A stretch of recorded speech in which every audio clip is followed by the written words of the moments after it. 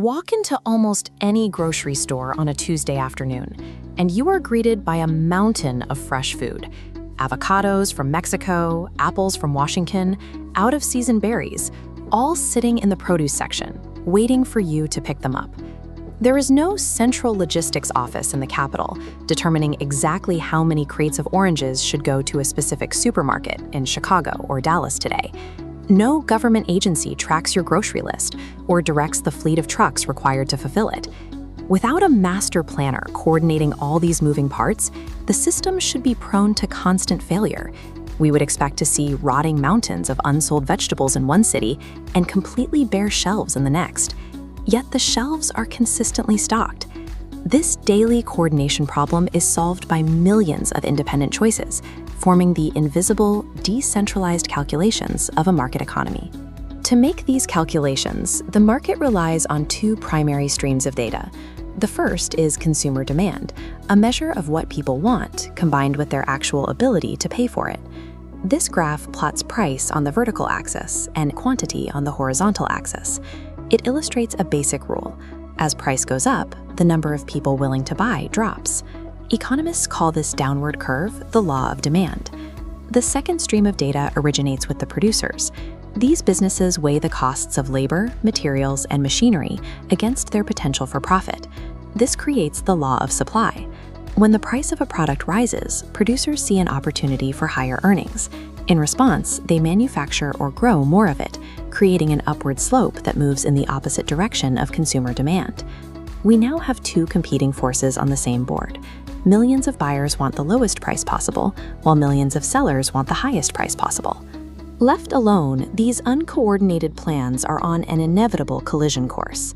Let's look at what happens when these plans fail to align, using the gasoline market.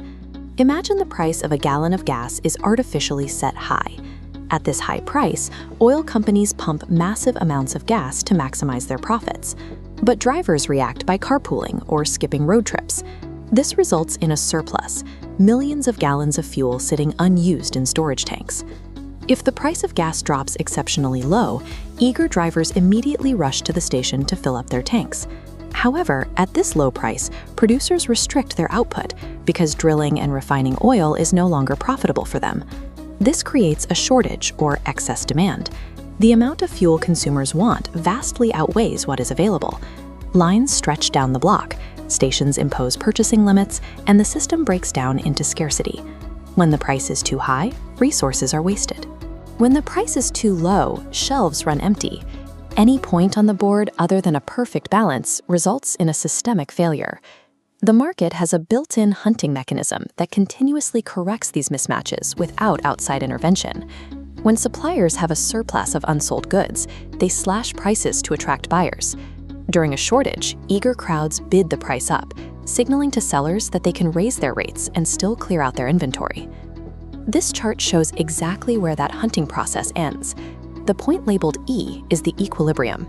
It is the exact mathematical intersection where the opposing pressures of supply and demand neutralize each other. At this specific price, the quantity of a product that consumers want to buy perfectly matches the quantity that producers have to sell. There are no panicked crowds, and there is no wasted inventory. Equilibrium is the only stable state where the independent plans of both buyers and sellers agree. Real-world conditions change constantly, and an external economic shock can shatter this established balance in an instant. Take the global coffee market. If a sudden, severe frost hits Brazil, millions of coffee plants freeze and die overnight, destroying a massive portion of the year's harvest. This diagram shows the immediate effect. The total supply of coffee decreases, which physically shifts the entire supply curve to the left. At the old price, there is now a sudden, severe shortage. There is no global commission convened to manage the crisis. Instead, the market's hunting mechanism takes over. Prices rise until a new equilibrium is found. This higher price signals consumers to drink less coffee. Simultaneously, it incentivizes farmers to adopt more efficient harvesting techniques or invest in frost-resistant technology to protect their remaining yields, solving the crisis through thousands of small adjustments in both consumption and production method. Every price on a shelf functions as a highly calibrated messenger. It transmits live data about global weather patterns, the cost of labor, and the shifting needs of millions of consumers. In 1890, the economist Alfred Marshall noted that asking whether supply or demand determines a price is like asking whether it is the upper or the underblade of a pair of scissors that cuts a piece of paper. Both blades are always involved. They are inseparable forces, constantly slicing through millions of daily interactions and adjusting to new realities block by block.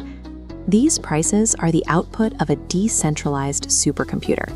Without a single person at the controls, they effortlessly answer society's most basic questions: what to produce, how to produce it, and who gets it.